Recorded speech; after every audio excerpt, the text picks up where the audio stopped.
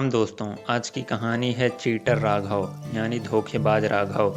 तो चलिए शुरू करते हैं। वेंकट नाम का एक ब्राह्मण था। उसने बड़ी मेहनत से 1000 स्वर्ण मुद्राएं इकट्ठी की थी। बुढ़ापे में एक बार उसे तीर्थ यात्रा करने की इच्छा हुई।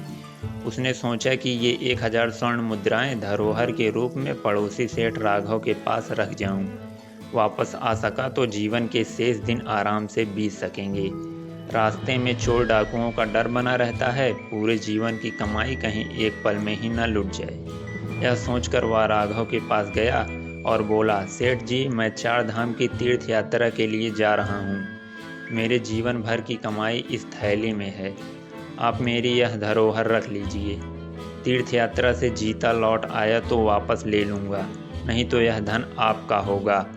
तुम निश्चिंत होकर तीर्थ यात्रा पर जाओ वेंकट, तुम्हारा धन मेरे पास बिल्कुल सुरक्षित रहेगा। वापस आने पर तुम्हें यह थैली ज्यों की त्यों मिल जाएगी, राघव ने कहा।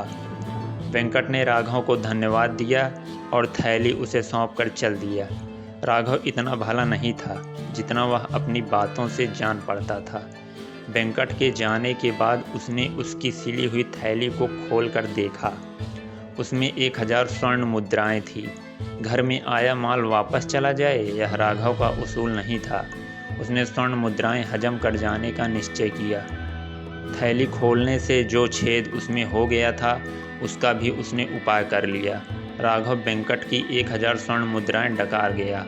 2-3 वर्ष के बाद वेंकट यात्रा से लौटा और सीधा राघव सेठ के पास पहुंचा।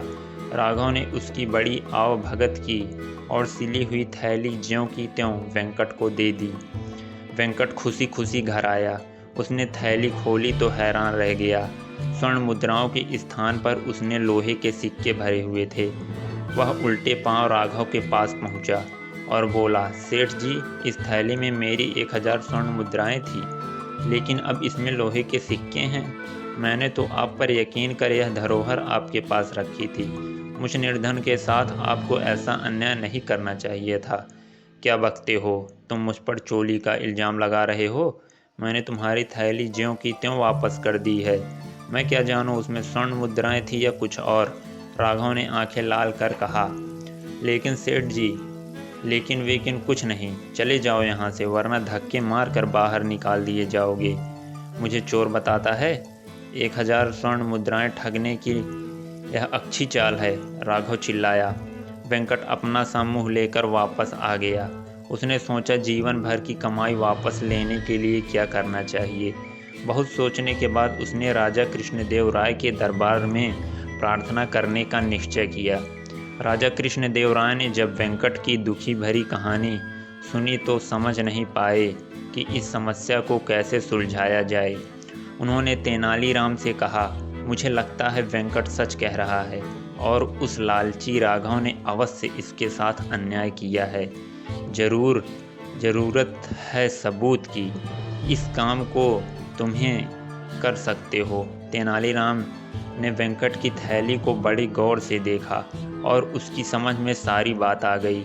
उसने नगर के सभी दर्जियों को बुलवाया और कहा, बिल्कुल इससे मिलती जुलती थैली हम सिलवाना चाहते हैं। जिसकी थैली बिल्कुल ठीक होगी उसे 100 स्वर्ण मुद्राएं पुरस्कार में दी जाएंगी। कुछ ही देर में सभी दर्जियों ने अपनी सिली हुई थैलियां तेनालीराम के पास पहुंचा दी। तेनालीराम ने ध्यान से देखा। ऊपर से देखने पर सभी थैलियां दिखाई गई जैसी ही लगती थी, पर बारीकी से देखने पर मालूम होता था कि लगभग सभी में कोई ना कोई दोष रह गया है। लेकिन एक थैली ऐसी थी जो बिल्कुल दिखाई गई थैली जैसी ही लगती थी। कहीं भी कोई अंतर नहीं था। यहाँ तक कि जब तेनालीराम ने वेंकट के सामने दोनों थैलियों रखी तो वह यह न पहचान सका कि अपनी थैली कौन सी है। बात यह है कि तेनालीराम ने मुस्कुरा कर कहा, इनमें से कोई भी थैली तुम्हारी नहीं है। जी, वेंकट हैरान था। अभी पता चल जाएगा, तेनालीराम ने कहा। उसने नई थैली सीने वाले दर्जी से पूछा, यह जो दूसरी थैली मेरे हाथ में है, यह भी क्या तुमने सिली है? दर्जी देखते ही झट बोला, जी हाँ, यह थैली मैंने सिली है। कब और किसने सिलवाई थी यह थैली? तेनालीराम ने पूछा। याद करते हुए दर्जी बोला, कोई 3 वर्ष पहले राघव सेठ ने एक थैली मुझे दी थी और कहा था बिल्कुल ऐसे ही एक थैली बना दो, तभी यह थैली मैंने सिली थी। तेनालीराम ने उसी समय राघव सेठ को बुलवाया और उससे वेंकट की 1000 स्वर्ण मुद्राओं के बारे में पूछा। पहले तो राघव ने साफ इनकार कर दिया, पर जब दर्जी को उसके सामने खड़ा किया गया तो उसकी घिघी बंद हो गई।